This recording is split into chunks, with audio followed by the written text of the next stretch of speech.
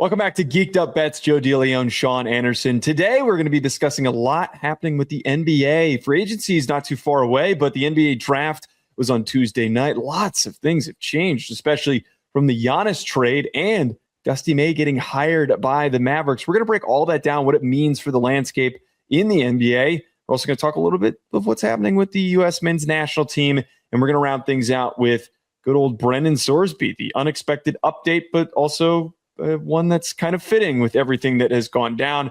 We're obviously not live today because your boy's going to Nash Vegas this weekend for a short little weekend trip. Still going to probably be working while I'm there because there's never an escape from that. But I don't know if I'm excited to go to Nashville again. I'm hoping that I don't need to go to any of those abomination bars. Come on. I had colleagues of mine for A to Z. We were talking about meeting up, and he's like, we could go do the Broadway thing if you really want to. I'm like, no, no, yeah, I'm never doing that again. I like that Printer's Alley or whatever they call it. Give me a couple blocks off. That was good. I mean, here's the thing. You were a barbecue machine when we went this past January. Are you still in bulking season where you're going to? I'm back in the bulking season, so I'm not like when we went in a cut. So I had to be really careful with what I was eating. So I'm gonna be a barbecue machine, turn that barbecue into poop. Oh, come on. Come on. Like every good Southerner or anyone who comes to Nashville, I feel like I didn't get to experience the barbecue as much. My blood pressure is probably going to be through the roof by the end of it. You got to experience loud hotel lobby music. I forgot about that. No, I didn't. I think about that every time I hear music in a building or a vestibule. I'm like, still ain't louder than Nashville. That was an abomination, man. I think it's almost a requirement to make as much noise as possible in Nashville. What a weird city. It's like 5 years ago, it was probably perfect, where it was popular, it was jumping, but it wasn't like overtaken. 5 years from now, it's probably going to be you can't go. It's going to be so many people. So many people. Yeah, it feels like one of those. It's so small. It's so much smaller than it's pitched. Oh my God, it's tiny. Well, which I don't know where everybody lives in the surrounding area. That's what I don't really understand. But yeah, Nashville kind of comes off as one of those places where everybody, with the increased footprint of people going to SEC schools, which has just naturally happened over the past decade and a half, it feels like if you don't go to Dallas, you go to Nashville because most people have been priced out of New York or just don't like New York. And most people are definitely priced out of Miami and don't want to deal with the traffic. And who wants to go live in LA?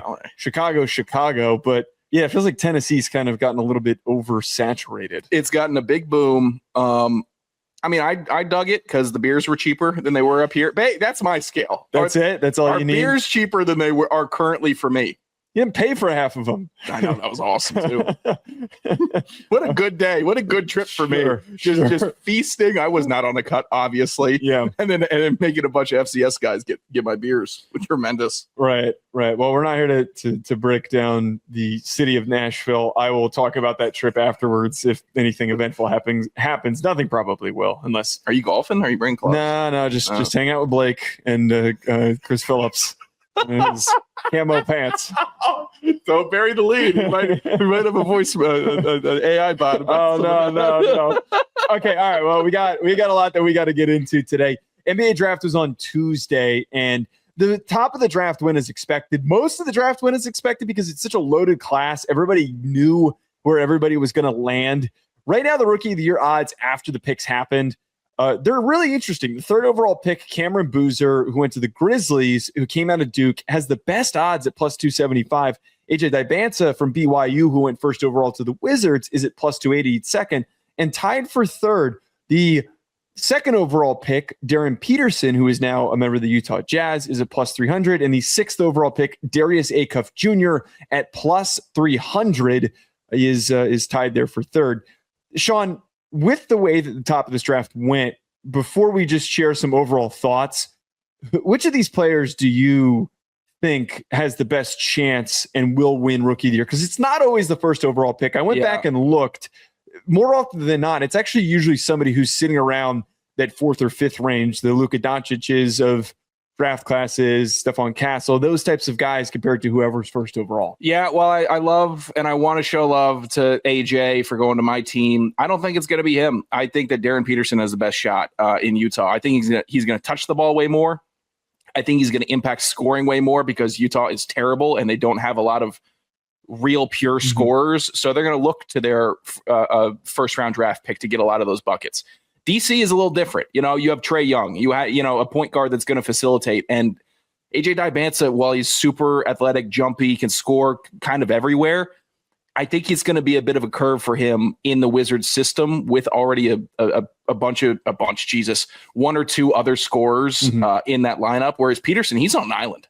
He's a guy that if he gets shots up and is getting like thrown into the fire, second half of this next year's season, he could be averaging some high numbers and really break away. That's my feel.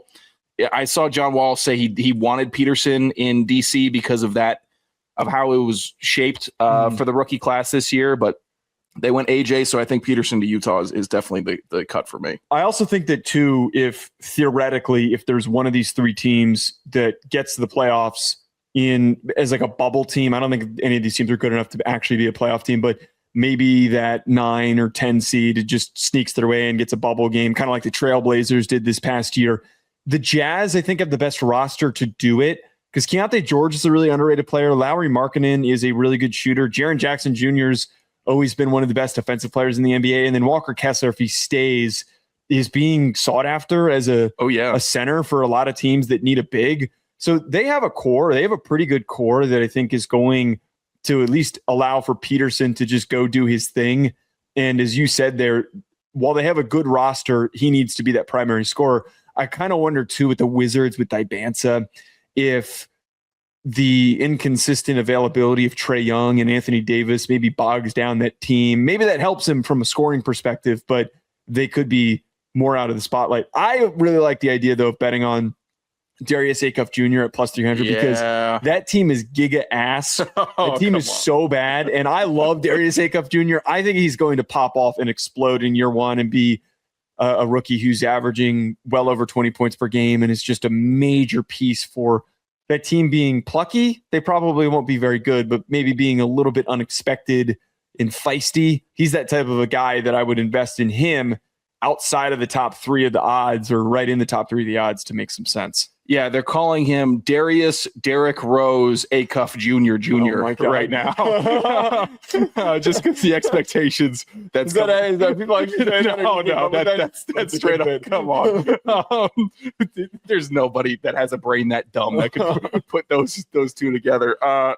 I've heard some good buzz on Acuff, and I mean, I'm not a religious college basketball regular season watcher, so I'm going to preface my next statement by saying that what I saw that dude do in the tournament lets me know he can score on just about anybody in basketball across the world. Like, he is a one-of-one guy, no size or the size limitations don't matter to him. He's one of these guys that ignores the facts and reality of his situation just to put a ball in a hoop, and he can do it.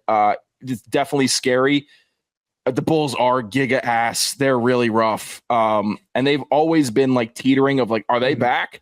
It's week 8. They're still around 500. Are they back? Not really.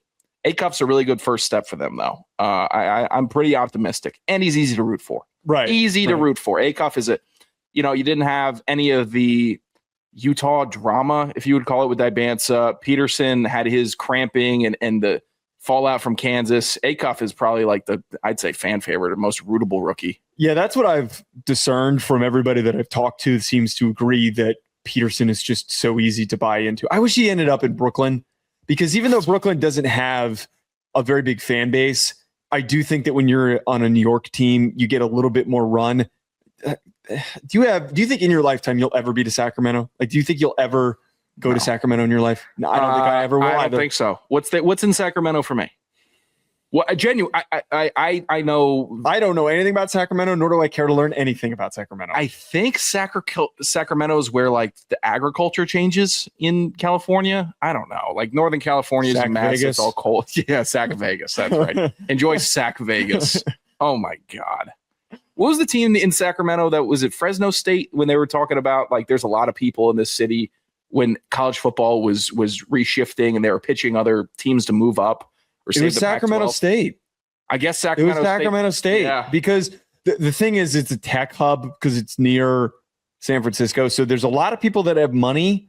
And I think that there's been a bit of that was where if I had money, I would not be in San Francisco or Sacramento. I'd be anywhere but there. I don't know, man. I don't know what to tell you. I'm sure that they're going to love us being super positive about their team. Any other thoughts with what happened in the first round of the NBA draft? I am putting a future next year on OKC winning the finals. That is my thoughts. After their draft, they draft Mara. Out of Michigan. I'm not calling him a Wemby stopper. I think it's really ballsy to call anybody a Wemby stopper right now. But they saw a problem that they had with their bigs in their series in the playoffs versus Wembanyama. And then they immediately addressed it in the first round with one of their, I guess, great draft picks that they still have. Congratulations to that front office also for still having draft picks that are valuable.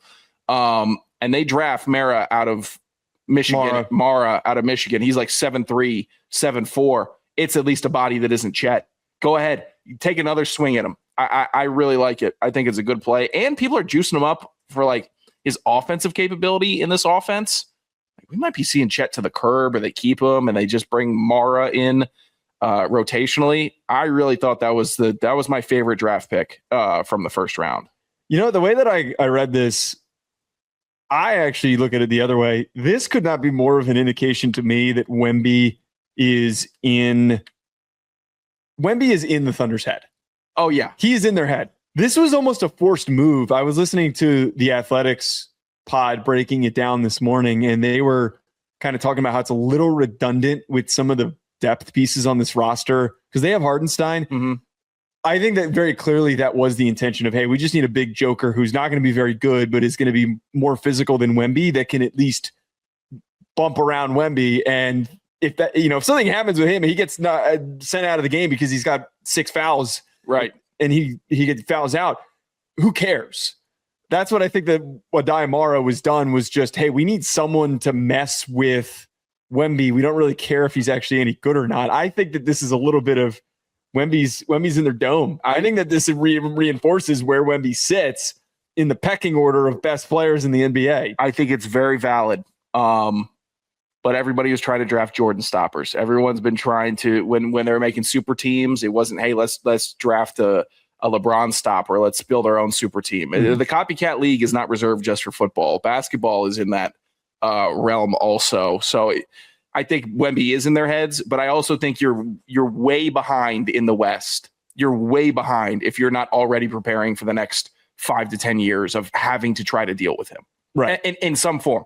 Like Memphis has their, they have Edie. Edie is at least as an option to be able to do that. I see Mara in the same category. Maybe a little less talented offensively, but if it can get there, if you're in the West and you don't have a big you trust, you're done. You're done for. Easily. Not the only big news from the past couple of days with Michigan. Dusty May is going to be taking the Dallas Mavericks job. This was so unexpected on Monday, to the point where the timing is really screwed up. It's not like with the NFL and college football. Transfer portal's been done. Coaching carousel's been done forever. It is freaking June, and Dusty May gets hired to be the next Mavs coach. Michigan is in a really, really tough spot right now. They promoted from within. They have plus 1,200 odds, the 4th best odds to win the national championship this upcoming year. The window does open up for the transfer portal for guys if they do choose to leave, which when you do the internal hire thing, it's usually a panic mode where, oh crap, we don't know what to do. I wonder what happens with Michigan, but my main takeaway, I feel like that this was an awesome move by the Mavs. When you have a young team that's led by Cooper Flagg and they just went and got Morez Johnson, who is the one of the young talented players from this Michigan squad. He's just grabbing one of his dudes. This Mavs team has a lot of intrigue for me, and I think that May has proved step over step, year over year, from FAU to Michigan, that he's just a winner. He's one of these dudes that's cracked. He's a Brad Stevens type of a guy that just knows how to get the most out of his team. Yeah, great move by the Mavs because they're the last series of coaches and I guess GMs that they've had have been comical for NBA standards, which means they're really bad. So taking a shot on a young guy to try and become like a NBA wonderkind, great. Dusty May has shown that he's on a hot streak winning, and whatever pulse he has, however he talks to a team is working. Young players, basketball players, whatever category you want to put it in, his approach with them is one that you have to buy in on and you have to invest in. So yeah, good for the Mavs. Michigan, I worry about not because of the absence of Dusty May, because he was there for such a short time. It's not like, I'm sure he established a culture, but it wasn't like a decade-long culture. Like when Izzo leaves, Michigan State's going to go into a dumpster. Like they just will, because it's so much history there. I'm more concerned about Michigan because they just lost 3 guys to the draft, first rounders in the draft. I wonder why they won the Natty. By the way, 3 picks in the top 15 of the NBA draft. So they're going to have guys that slot in and match effectiveness of 3 first-round NBA draft picks. That's a challenge. That's hard. And, I'm sure they recruited well and have some transfer portal dudes and all that good stuff. You don't just replace 3 first-round draft picks. It's not the same in basketball. Football, fine. You can have some talent that's coming up that was raw as a freshman. They bloom into a senior, and you're kind of at the same ballpark. Mm-hmm. Basketball, no shot. You replacing 3 guys, it's going to take a little bit of time. I'm surprised they've the 4th best odds right now. I'm actually shocked at that. I wouldn't be surprised if that doesn't proceed to go down. Yeah, Michigan is just in a really awkward spot, and replacing him is Mike Boynton. Mm-hmm. Mike Boynton. I'm probably mispronouncing Boynton. That. Boynton. Mm-hmm. He has not been a good coach in the past. He was the head coach at Oklahoma State. He had a record of 119 and 109. He was at Oklahoma State for a while. His best season came in 2020, 2021 when they were 21 and 9. And for the most part, they were a pretty middle of the pack average team, did reach one NCAA tournament. So I have no idea if they're actually going to be capable of responding. And it kind of goes to show, we're not in the weeds, nitty gritty college basketball fans. I barely knew anything about him when they made the move. I don't know why they didn't try to maybe take a swing and see if they could pull somebody from, like Ben McCollum from Iowa would have been the first guy I would have tried to go and grab. Oh yeah. But to just promote from within, it feels very panicked. And knowing that you're going with a guy who was a pretty mediocre head coach at Oklahoma State, it's not exactly a move that exudes confidence for me. Yeah, the one time they went to the tournament, it's when Cade Cunningham was on the team. Right. It was the one time when they had an elite player. Hey, look at that. I went to the tournament. That was my. He had a 1-1 overall guy. Yeah. Okay. Way to be, Mike. I would have in the current college sports landscape. I don't advocate for it. I actually loathe it in a lot of ways, but tamper. Okay. Offer these guys money. All right. Offer coaches that are under contract money, and they will come and coach at Michigan. It's not tampering, though. Just because they're under contract doesn't mean it's not during a season. Oh, so these guys could just they could just pick up the phone and start calling They should have called everybody. They should have called every. It was too quick. Call anybody. It was way too quick. They wouldn't have gotten Shire. If Shire turned down going to the Mavs to stay with Duke, I don't think that he would have gone to Michigan. But there are numerous great coaches. This is going to be one of these situations where we're going to be talking about in 2 years. Who's going to be the Michigan head coach? Yeah. Maybe even in a year. Spots open. Very disappointing. I still stand by, though, that I really, really think that this is going to be the move that transforms the Mavericks. I really think that the Mavericks, having a guy like Dusty May, who's just been on this other level, the bright up-and-comer. I can't really think of I always try to think of like a college football to NFL comp. Mm-hmm. I can't think of anyone that's really fits that. Because Matt Rule. Okay. God, I hope for the Mavs he is the Matt Rule. Holy. Matt Rule win a national championship. The Mavs were so poorly run that I have no sympathy for them. They didn't spend enough time in the basement for me to be like, rah, rah, go Mavs. Like, thank God you're going to get good again. You had Luka. You had Kyrie. You had everything. You had everything you needed. You had Brunson. Oh my God. I have no sympathy for this team that is just let talent walk and let everybody go that was worth a damn there post Dirk. Like no, you sit in the basement for 20 years like some other franchises did, and then maybe I'll start feeling good for you. I hope Dusty May does well. I do. Yeah. He was great. He's come on Dockage plenty of times. He's been a gentleman to all the producers breathing into the mic. Hi, Dusty. Can you tilt down? Like, yeah, of course. Like he's a good dude, so I'm rooting for him. But like the Mavs, you're getting no. Like I hope you do well from me. I have an NFL comp. I think I've got one. Jimmy Johnson. Oh, That's the best one I can think of because there's not very many successful. Actually, both leagues, it's not a very successful move to jump from college to the pros if you don't have past experience. Pete Carroll popped in my head, but he doesn't work because he was an NFL head coach before he took the USC job and then went and took the Seahawks job. Jimmy Johnson was an awesome coach at Oklahoma State, moves to Miami, national championship winning head coach at Miami, takes the Cowboys job. And the Cowboys have a young core, and they had some early draft picks. So this works even more for him going to the Cowboys and for being in Dallas. You have Troy Aikman, who was the first overall pick. You got Cooper Flagg, who was the first overall pick, and now it's look at him putting ascending. Together. Oh, wait, I got another comp. Running here. I got another comp here. Please. The Herschel Walker trade too is the Luka Doncic trade in this situation. Boom, perfect comp. I just nailed it. Nobody can tell me that I'm not a comp master. Take that, Ryan Roberts. Hold on. Certified comp god. Oh, you saw it. Yeah, of course. I mean, I think it's perfect. That's pretty good. You're tying all the Dallas stuff together. No, I'm going to save that joke. I'm not going to do that joke. What? I'm not going to. There was some stuff that happened in Dallas in the early 1960s, and I'm not going to make that.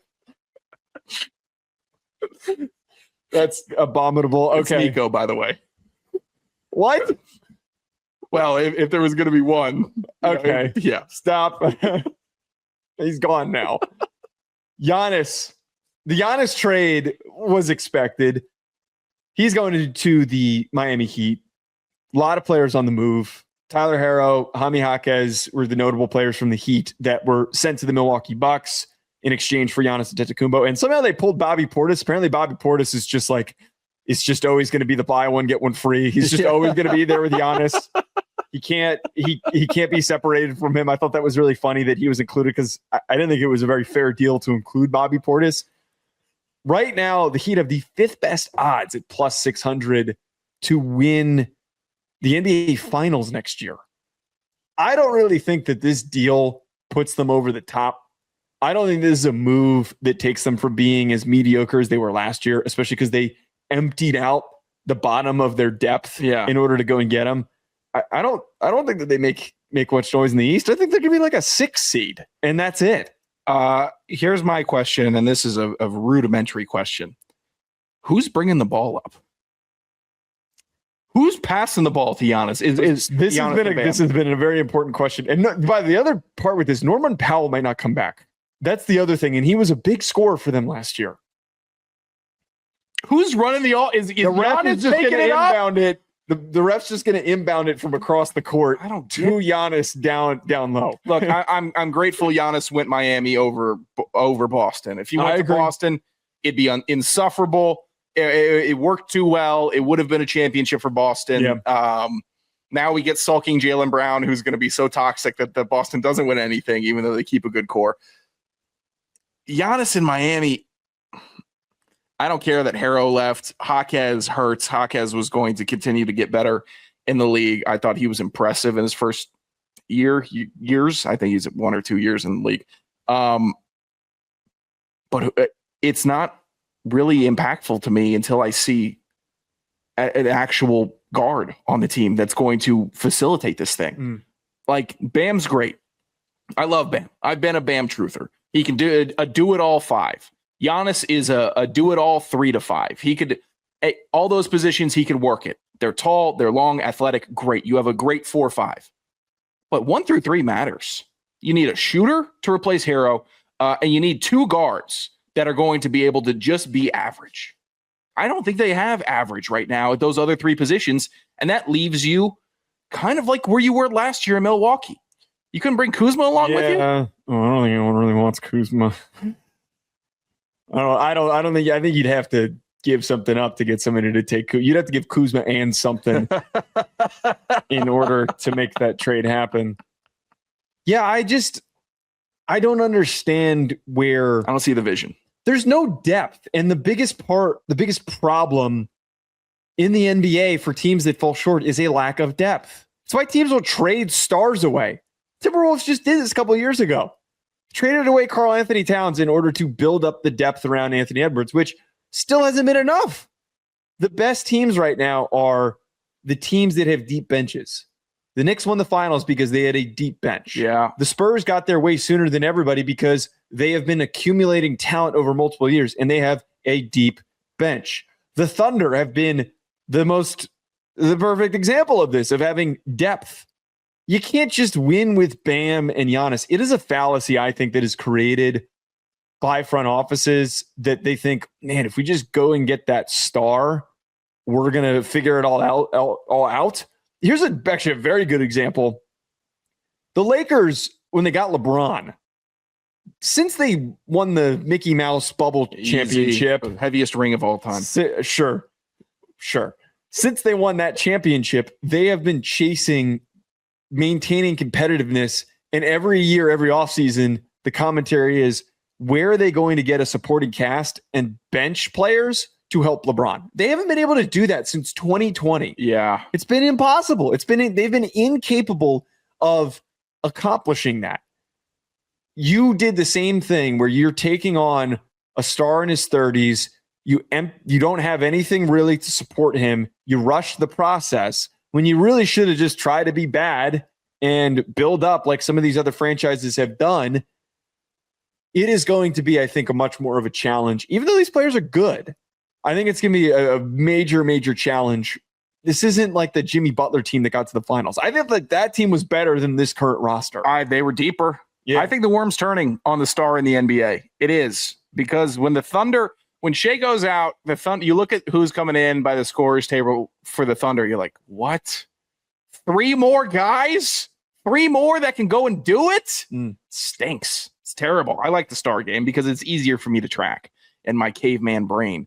But honestly, like, I think Jay Wright was talking about it with Doncic, and they were talking about, like, did the Knicks ring this year change how front offices are going to operate in basketball? Because while Brunson's a star and Cat's a star, and they're kind of in that echelon, they're not the guy. They're not the guys in the league. Like top 5, super maxed, risk your whole franchise, trade away everybody for guys. They're built and they won because it was a full team effort. And I know teams chase that when they have stars, but it's still different. It's way, way different of a mentality for teams. So we could see like depth teams rising without, like, stupid Portland, even as an example this year. Pick up awful Denny Avila, who did nothing with the Wizards and ends up averaging 20 plus this season. And they have depth and they keep on drafting decently. They're not going to be dangerous this year, but it's at least competency, and it's not relying on 1 or 2 dudes to do everything for the team. I think NBA is leaning towards that. Yeah, it's been pretty established and reinforced that you need to have that cast. Every time we have a team that tries to rush this process of getting better overnight, it never ends the way that they hope it will. It never ends the way that they expect it will. I think that we're going to be looking at the Mavs being pretty mediocre unless they sign a big free agent. I don't think that they've got any capital that's going to allow for them to make another trade to go and get somebody else. I just don't know what the corresponding moves are in order to bridge the gap. If you can add a solid point guard to that point, and if you can add a couple of depth pieces, I can buy in, but I'm not there right now. There's a lot more that needs to be proven. This is just a lateral move, it feels like, with Giannis. It feels like he went, and I get it. It's much nicer to be in Miami than it is to be in Milwaukee, and you get to, have fun in the sun. I get that. That's probably what a priority to say. No, it's saving money because their tax situation in the state. Fun in the sun. Okay. If you asked a 31-year-old who spent most of his professional life, he lived in Greece, most of his professional life in Milwaukee. If you asked him, hey, do you want to stay in Milwaukee? Or what if we got you a job in Miami? Do you think that most 31-year-olds would say, yeah, I'd love to go to Miami. I'm tired of freezing my ass off. Depends on if they're drinkers or not. I think you got to be a drinker. I think if you got millions of dollars and you can buy a big old house on the beach, you can just kind of vibe. I hope Giannis has fun in the sun with his son. All right, let's move on. That was an awful way to end. One of the worst endings to a segment ever. U.S. men's national team has taken over. There's been it's not Bacher fever. How do we want to call this? Patriot fever? It's the US 250. You got the Patriot fever going on. The U.S. men's national team has created a real fever going on in the United States, supporting the boys. They have won their first 2 games during the World Cup. 2-0 against Australia was their last win. They smoked Paraguay. They've got a game on Thursday night as well against Turkey. Right now, they're at plus 2,700 odds to win the World Cup. Now, it's not very likely, but I'm kind of starting to understand all the people that kept trolling me, all the G5 fans, all the JMU fans and Tulane fans, just fans of G5 programs that were trolling me during the college football playoff, that were getting in my head saying, there's a chance. You never know. There's a real possibility here. You never know what can happen. Anything can happen. I'm now kind of getting it because it's kind of fun seeing most of the people that cover soccer in other countries get really pissed off and angry when you act so confident that team's not going to make it very far is better than it actually is. As a G5 sympathizer, that is one of the big bonuses that comes with it. I'm going to dub it the bird flu because of the eagle instead of you had a real chance here. Bird flu. You had a real chance here. I'm not excited about it. I hope they get bounced still. Why? Because I'm over it. You can't. But you have too much soccer coverage. This coverage should be going to baseball. It should be going to James Wood and CJ Abrams and all these other great talents in baseball. Are the Nationals even any good right now?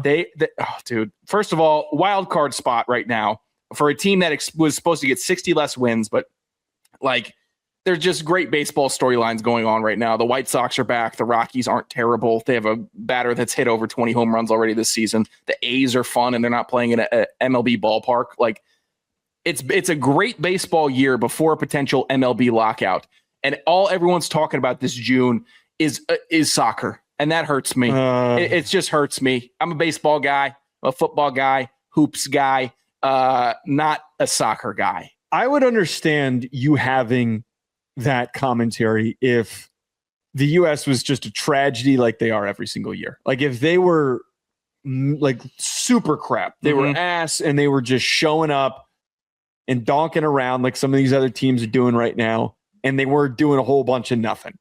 Normally, that's what it is with the World Cup, and that's normally my perspective of why do I care what a bunch of other countries are doing? There's not really much of a reason for me to buy into. The U.S. is actually playing well, and there is a possibility that they do go on a little bit of a run. Probably don't go to the final. That's not going to happen. We're not dumb enough to buy that much into this. Everyone's still holding out a little bit of hope. A little bit of hope. They will. Well, I had interviewed Jack Chat earlier, and when we talked about it, he said, well, their path right now with their potential matchups are quite favorable for who they could see. Cupcake schedule. They're playing the FCS teams right now. Yeah. That's what they got going, and everyone's like, oh, America. Oh, yeah. Australia was supposed to be pretty good. No, they stunk. Dude, the Australians, by the way, no, they were supposed to be good. They are some of the sorest losers on the planet. They're pissed off, man. Watch that damn game upside down, idiot. Yeah. That's so stupid. It's the best bit that came out of the game. The upside down highlights the whole feed. See, the U.S. can't be good at soccer because we're too good at memeing. We're too good at trolling. We're all over NBA Twitter's on this one. I can tell that there's a lot of NBA Twitter nonsense that's going on. Here's the thing. They have a bunch of easy draws. I don't think the U.S. has been favored in this many consecutive games, like in the World Cup ever. And I don't think that's because they have a good team, by the way. Like Pulisic didn't play in one of the games and they were still favored. They're playing cupcake teams. They're playing teams that you're supposed to roll over. I know it's not Curacao or some of these other teams that are really, NIU level or freaking Southern Miss. But geez, they're still playing warm-up games. I think when they play a legitimate team that has like goalkeeping and the offensive strategies that are on par, if not better than the US's, they will fumble and they will fold. Yeah, they will come on home, and I will not give them a hero's welcome. I'll say, hey, did you have fun? You have fun running around with your friends? Okay. What are you going to do for the next 4 years? Get a job. Okay. But that's not a job. Here's the thing. But it's also my disrespectful thing. I don't view professional soccer as a job, as a pro athlete job in this country. I don't. Even the guys that are playing in the major leagues across the country, they're making some of those guys 10x what you're making right now. Yeah, okay, pocket watching. Okay, I'm just saying, you're acting like they're not doing anything. Yeah, I don't see it. I see it as a job. That will also all the real talented U.S. players are playing in Europe. So all the guys here are still they're the scraps. So it's not really the best guys are playing on home turf and you have to go see them. It's like, oh, here's soccer and it's in the US. Feels like a hobby to me. Doesn't feel like a profession. I don't disagree with you that the MLS is a Mickey Mouse league. Like, I don't disagree with that. I will never watch an MLS game. I will never focus on the MLS. This is different, though. Yeah, this is different. It is. Have some country pride. Were you not excited when the U.S. won the gold medal? They weren't supposed to be able to win that in hockey. When they won that in hockey, they weren't supposed to be able to win. They were obviously the second best team, but they weren't supposed to be able to win that. Joe, that was a game. Brave ass medal to win. Fighting, you could get your freaking mouth split open by that puck. You could get punched in the head in that sport. That is an awesome medal that the U.S. won. Soccer, I just do not hold the same respect for. It's not. I also saw Jack Hughes in person. He was like 5'10" at a Raising Cane's. Where? I was at a press junket for him. Like, I was in the scrum with a mic for him. And wait, which Raising Cane's did you do this? The one in Times Square. I have a Raising Cane's media pass. I didn't know they sent you to go do that. I got to get that framed. It's my favorite credential ever. Look, everyone can be stoked and have U.S. soccer fever, but until I start seeing that actually translate into soccer fandom here, it's just going to be gimmicky to me. But who cares if it's gimmicky? I don't care that it's. That's why I think it's fun, is because this is the one situation that we get to be as gimmicky as possible. Because collectively, except for the hardos, most Americans don't watch soccer, don't really know anything about soccer. So we get to be really obnoxious about appreciating this. We really get to be upfront in getting in the faces of the countries that are actually good at soccer. Okay, if we're gonna be kind of asses about it, that's how I'm looking at it. I think this is fun. That's like the only viewpoint where I'll be like, all right, you know what? Yeah, hold the wood. This is awesome. This is great. But at the same time, I put it on, and I just in my room at night, like, okay, let's just throw this on. A baseball game got rained out or something. Throw this on. Watching it, I'm like, okay, I get it. I feel like I've seen every soccer game before. That's another problem that I have. Oh, this one could end 2-1. Like a billion other games before have ended 2-1. There's no variance in the sport. It's just you get a cool goal or you get a tie. I don't disagree with that. They are a little bit redundant, but at the same time, I do kind of think that it's very easy to keep up with. That's true. If something happens, you can kind of just glance up at the screen while you're doing something else and like, oh, look, it was a goal. Nothing really happens for just 90% of the game. Yeah, but then also in that last remaining 10% of excitement, 8% of that is like getting fake excited before they soar one over the net. That's part of the fun. Don't need that. Don't need that in my life. It's be a definitive cheer. That's like these rubes that go to their first baseball game ever and stand up and cheer at every fly ball. Like, you'll know when it's a home run, buddy. You will know.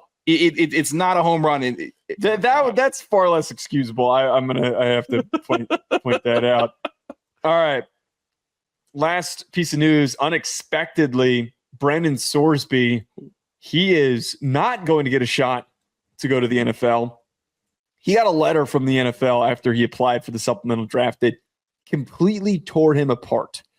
To summarize it, they called him out for not accepting accountability for what he did, which was betting on his own team when he was playing at Indiana. He simply applied for the NFL draft the way that they framed it, the fact that he had no options. Now, his attorneys are claiming that they might file legal action and talk to the NFLPA against the NFL because the process did not require the information necessary to outline his entire situation and all of this stuff. But this feels somewhat fitting, a fitting end to this.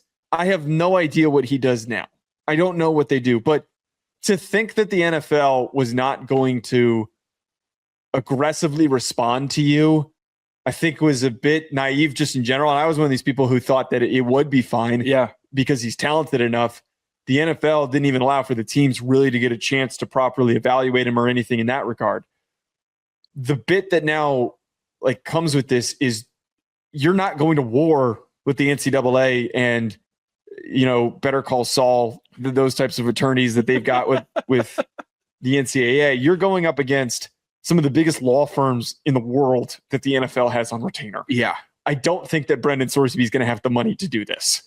I think this is done. It's that letter was unbelievable. It was harsh. It was true, honest. Everything that the NFL, what it did, it reminded people that they're the freaking NFL, and that that they don't want to be looped in with the current sham that is the NCAA and any of the college athletics drama, the Wild Wild West, all the stuff that college people that they love. NFL's not that. They're a professional organization. They got shareholders. They got owners, corporate structure, employees, all of it. They don't mess around like that. And it was a great reminder that hey, college has gotten away from the game. And it's no more evident than seeing such a striking letter be sent to Brendan Sorsby, who I also thought was going to go supplemental draft. I'm like, oh, first round quarterback that could just get picked up. Teams are going to be chomping at the bit to get this guy. NFL said, nope, no. It has not died down enough. It was not handled properly from step one to where we are now. We are not engaging with this. If he wants to go and play indoor league football or in one of these other leagues and stay sharp and keep on practicing, and then maybe one day, sure. But it's too hot right now for the NFL, and especially with gambling.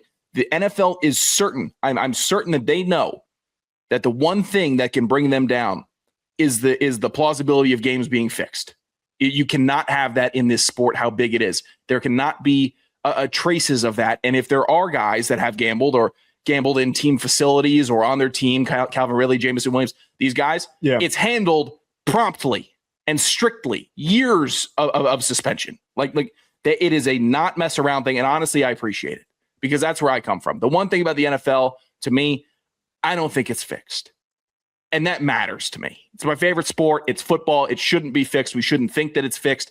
And if you have a chance to cement that, you take it. And I think the NFL did just that. I think that the biggest part with this is that the NFL had to decide where it was going to stand with its ties to sports betting. And I think that one of the smooth brain perspectives with all of this is like, the NFL they're a bunch of hypocrites when they're in bed with DraftKings and FanDuel. It's not how this works. Just because that there is marketing for a product that most of the people are outside of the league are allowed to use does not mean that it is hypocritical for them to market the product. If this was a situation where he had a severe alcoholism, the NFL is allowed to market alcohol. Yeah. It is allowed to market things that are maybe to a degree controversial in society for them to be widely available to people. It is overblown to me, I think, of gambling's role in society and the way that people frame it. There are very, very small circumstances, extreme circumstances of people who take it to that extreme where it becomes a serious problem. This is not a situation where a kid is being denied entry into the NFL because he was betting when he wasn't supposed to be when he was a college athlete. He bet on his team, and there is evidence, direct evidence in the filings of his case and all the information that was gathered that he didn't just bet on his team when he wasn't playing. He bet on the unders for quarterbacks passing yards and the first half under of a game. That is a direct involvement in the outcome of a game. He didn't influence the outcome of a game, but he clearly had information. He wasn't doing it to support his teammates like he tried to make it seem. And when asked about this, he stated that he does not recall all of the bets that he made, which is a complete right, convenient, totally BS answer. When you are tied to something that is directly related to the manipulation of outcomes, that is a serious issue. They also referenced the fact that there are criminal offenses potentially on the line here that has not been discussed whatsoever. Again, this is not a situation where a kid was betting on basketball or baseball when he wasn't supposed to be. I'm curious to see if there's going to be some sort of criminal filing for this because of what he did down the line. To tie it back to alcohol, this is the equivalent of getting a DUI, getting into a serious accident, and going to jail. If he does end up seeing criminal charges, this whole thing changes. You're not going to be arguing with the NFL. You're going to be arguing with law enforcement, who has pretty strict guidelines and parameters for how they handle things. The NFL can't get into bed with a player like this when there's not really much certainty on what is going to happen with his future? I dabble with maybe finding a little bit of sympathy just because he's younger than me and he's a college football player younger than me. And I remember being 21 years old in college and thinking I knew stuff and all the while being confused and wanting to take the world by the balls. And this kid's going to the NFL. So he had that tenfold of what I had. But at the same time, he's not dumb. You don't become there's no such thing as a dumb quarterback. All right.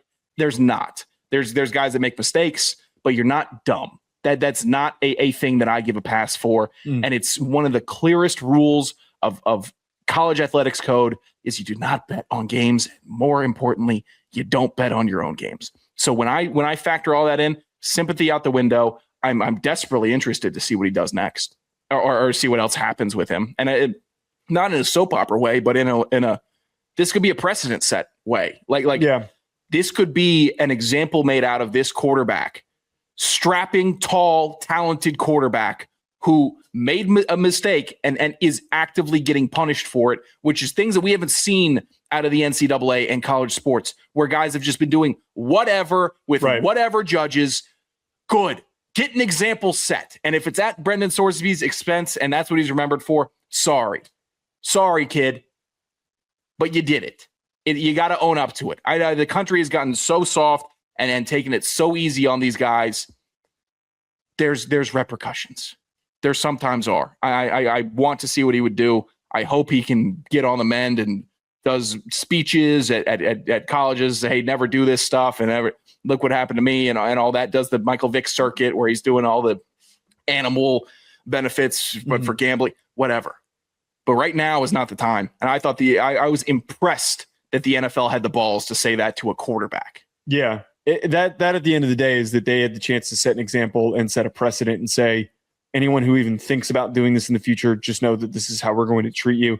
Now, the Japanese American Football League already started in May. The Chinese American Football League did start on June 13th. So I wonder if he could maybe sneak his way into the Chinese National Football League. Oh, they take him. Oh, they take him, man. I kind of want this to happen. How do we get how do we convince him? Does anyone have a direct line of contact to Brendan Sorsby? How do we get him to the Chinese National Football League? I bet they've hit him up. I bet they'd let him gamble too. What if he ends up playing with Mamadou or like Dino in the CFL? Yeah. Well, the CFL already started, so I think he's done. I think he's done trying to get in the CFL. He's also not on the negotiation list. So what would you do? Would you just get? He's going to probably go play JUCO ball. I would imagine. I would imagine that if he went, because that's what Hunter Deckers did, who was the Iowa State kid who had something similar happen to him, where he bet on Iowa State football and he got removed from college football and he wasn't able to play anymore. I would imagine JUCO, NAI football, he's going to just go one of these alternative college leagues, probably the best option. I'd go home, take a month. Yeah, I don't think you can risk that. Quarterback trainer. I don't think that you can risk that. I just train. Because, to having a year off from high-level college football is already going to be somewhat disastrous for him. Going from playing high-level P4 college football to JUCO, that's taking the weights off. Like, what are we doing here? Like how is this benefiting me?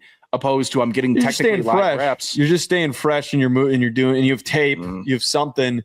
I think that if you're not doing anything, I think that's just going to make him even more undraftable. I train. I don't know. What's the state of JUCO now? Right? What could JUCO football look like now with transfer and all that stuff? It's got to be a mess. Yeah. We'll find out. Thank you, everybody, for tuning in. We'll be back to normal on Thursday next week. Hit the like button and subscribe if you haven't done so already. We'll talk to you later.